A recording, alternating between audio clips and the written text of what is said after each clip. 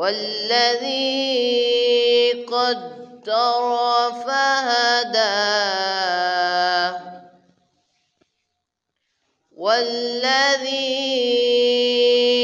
أخرج المرعى فجعله غثاء أحوى سنقرئك فلا تنسى إلا ما شاء الله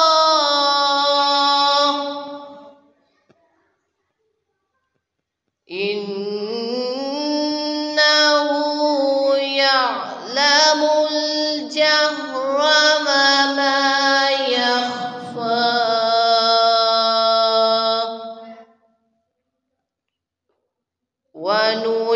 ونيسرك لليسرى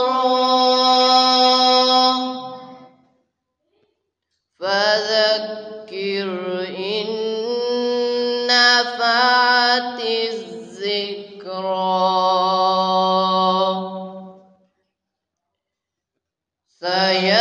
سيذكر من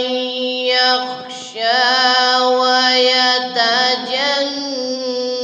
ويتجنبها الأشقى الذي يصلى النار الكبرى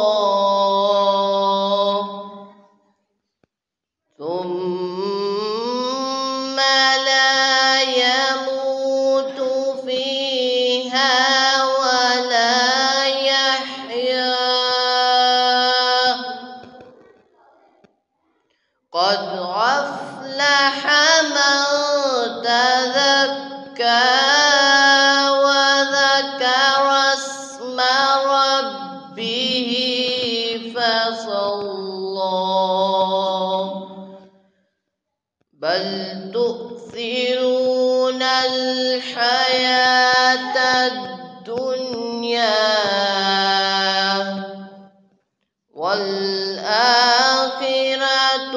خير وأبقى إن هذا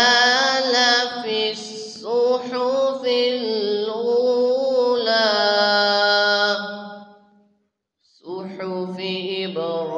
إبراهيم وموسى صدق الله